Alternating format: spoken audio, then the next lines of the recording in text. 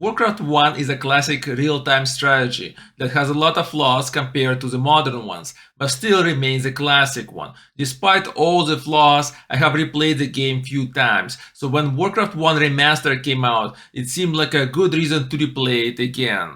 I am not a professional real-time strategy player with thousands of hours of gameplay under my belt. I'm more of a regular player who enjoys the game every so often. Therefore, this commentary will focus on what I like about the game and its design. And now let's start off with the first mission of the human campaign, Westfall. And before we go any further, I would like to point out that the map on the right comes from the last page of the Warcraft 1 manual. Here it is. We are just seeing a section of it. Instead of the original game animated map that looks like this, the video of original mission comes from the playthrough done by Minecraft on his channel, link in the description. The original's approach tried to capture a feeling of a player being transported into the world. The remake's approach just tries to make it clear where the action is happening in the world. The mission briefing here is quick and tells us what we need to do. From the briefing it is clear that this will be a tutorial mission. This is obvious from the text that says this is a test of our abilities. So, let's quickly analyze the first mission of the game. This is supposed to work as a tutorial mission. Let's remember that Warcraft Orcs vs Humans was the second classic real-time strategy game, so when it came out, a lot of people would be playing this type of game for the first time. So they need to be introduced to the game and to understand it. And the first mission in the game is very important for that. Unless players were going to read the game's manual, the game player needs to teach them what to do. So let's look at what we start off with. At the beginning the player is given 4 units, 1 peasant and 3 footmen. There's also 1 town hall and a farm. I like the choice of the starting units and buildings as it is strategically done to get the player to do something else than just try to build farms and barracks as the mission asks. Let's look at what the mission is getting players to do. First thing, if player chooses to build additional peasant, the population cap will be reached. The player will have to build a farm to solve this problem, thus forcing the player to learn how to build.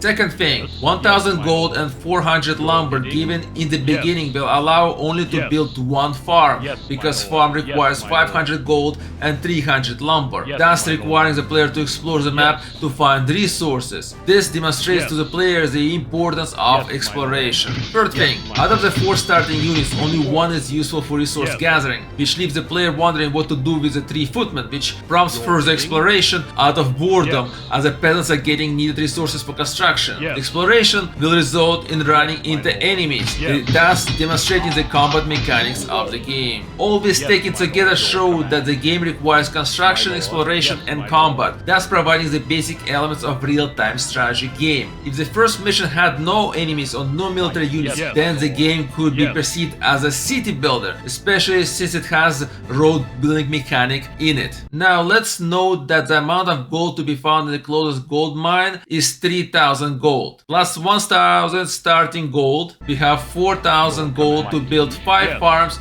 and a barracks. Each farm is 500 gold and barracks are 600 gold. So in theory we have enough gold to accomplish the mission without much exploration. We even have sufficient gold to build some roads. 2 are needed at 50 gold each, which makes it another 100 gold. There are other gold mines on the map with bigger gold deposits, and I think here's the last opportunity to force the player to explore and so understand more of the game. If the gold mine near the starting location had less gold, the player will have to go and explore. But if player decides to train more units, then the player will run out of gold and will have to explore. So it all depends on how patient the player is. Does the player want to speed up the process by building extra peasants or not? As I'm using the footmen to explore, I run into the enemies, the orcs. The initial 3 footmen are very much sufficient to deal with the orcs because most of the orc units are standing 1 by 1 and there is no orc based on this map. Thus the mission provides some light challenge for the player, not enough to discourage the player. Also, I would like to note that my choice of lumber harvesting site is dictated by my knowledge of other gold mine placements and the problems that units have with spot finding. Finally, there is something else to note about this mission, and that is that on this map we encounter the ranged orc unit, the spear throwing one. As a humans, we don't have a counter unit to build right now. This primes the player for the future missions, where now there is expectation that there will be other military units available. Now, Now, why I think it is important to show other military units in this mission? Well, around the same time the Settlers 1 was coming out. Actually, it came out earlier, but the DOS ports were being published in 1994. And that game also had peasants, roads, buildings, but all military units in that game were sword-wielding ones. Now, I don't have any evidence to suggest that Warcraft developers had knowledge of the Settlers game, and Warcraft 1 was born out of exposure to Dune 2 by developers, where there are multiple military unit types. However, there is a possibility that the mission was designed to ensure differentiation. And now let's wrap up the mission here. So we're almost done with the 5th farm now. And so we have only one farm and one barracks to go here. The only problem that's stopping me right now from building up those buildings is the fact that I always lack lumber. So I will be sending more peasants to harvest lumber each time now. And would like to also note the fact that I did mention an orcish unit that is spear throwing unit, and you're not gonna see it in this video right now, because in order for you to see it I will have to go explore more. However, currently my 2 footmen are, well, I only have 2 of them. I don't have the barracks, and one of them is almost dead, the other one is damaged, and I don't see any reason to go ahead and just increase my losses in terms of units. Now there's one orc spear throw that actually is south of that gold mine that we are currently using, so just need to go a bit south in order to encounter. There's other orc spear throwers on the rest of the map that also could be encountered. I would like to also note the fact that I built 3 roads, over require 2, but I don't have any issues with gold on this map, so therefore I have no problems building extra road. And now we are training the peasant who will be used to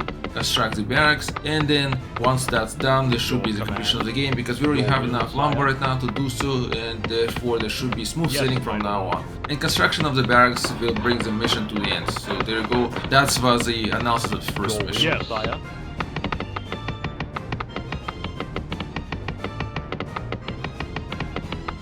Thank you for listening to Tatar Khan, and if you like this video please like it and subscribe. Even these children of the underworld are no match for Azeroth steel.